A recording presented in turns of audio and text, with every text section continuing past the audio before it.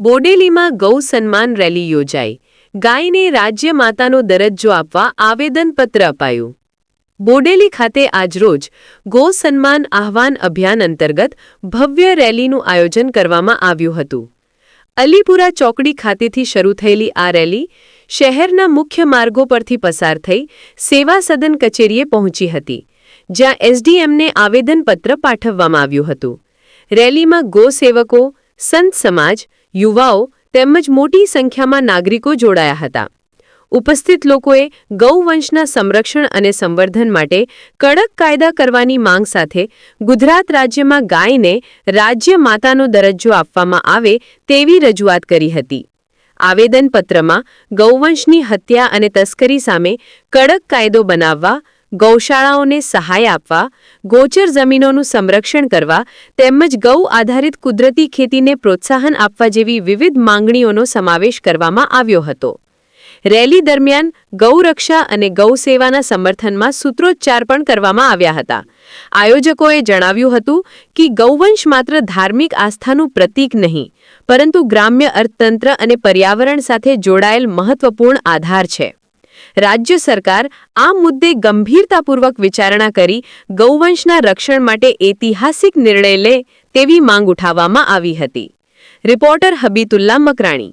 ગૌમાતા સંપૂર્ણ ભારત વર્ષમાં ગૌ હત્યા પ્રતિબંધિત થાય અને ગૌ માતાને રાષ્ટ્રમાતાનો દરજ્જો મળે, ઉપરાંત ગૌ હત્યા કરનારને ફાંસીની સજા મળે એવી એક માગણી સાથે ભારતના મહામહિમ રાષ્ટ્રપતિ મહોદય શ્રી તથા ભારતના પ્રધાનમંત્રી શ્રી, ગુજરાત રાજ્યના રાજ્યપાલ શ્રી અને ગુજરાતના મુખ્યમંત્રી શ્રીને આવેદનપત્ર આપવા માટેનું આખા ગુજરાતની અંદર આજે એક અભિયાન છે.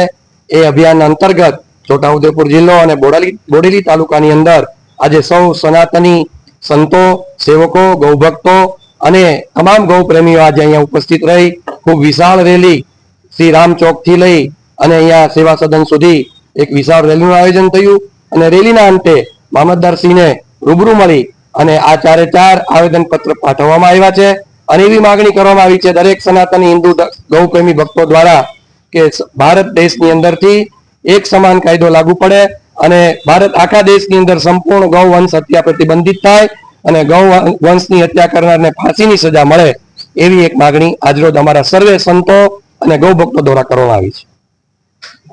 જય ગૌ માતા. આજરોજ બોડેલી નગરમાં ગૌ સન્માન અભિયાન હેઠળ સંપૂર્ણ નગરમાં વિશાળ રેલી સાથે શ્રીરામ ચોક થી સેવા સદન સુધી ગૌ માતાને સન્માન મળે અને એમનો રાષ્ટ્રીય દરજ્જો આપવામાં આવે, રાષ્ટ્રમાતા જાહેર કરવામાં આવે, જેનાથી ગાયો પર થતા અત્યાચાર તેમજ એમની સેવાભાવી સંસ્થાઓને અને તેમજ સેવકોને પણ એક રીતે એક સરળતા રહે, ગૌ માતાને ખૂબ જ એક સ્થાન મળી રહે એવી માંગણી સાથે અમે બધા અહીંયા સેવા સદનમાં આવ્યા છે, આવેદન આપ્યું છે અને મુખ્ય જે ચારે ચાર પદાધિકારી છે, શ્રેષ્ઠ પદાધિકારી મહામહિમ રાષ્ટ્રપતિ, પ્રધાનમંત્રી શ્રી, મુખ્યમંત્રી શ્રી અને રાજ્યપાલ શ્રીને આ આવેદન પહોંચે એ રીતે અહીંયા સેવા સદનમાં અમે પ્રાંત સાહેબને આવેદન આપેલા છે. જય ગૌ માતા.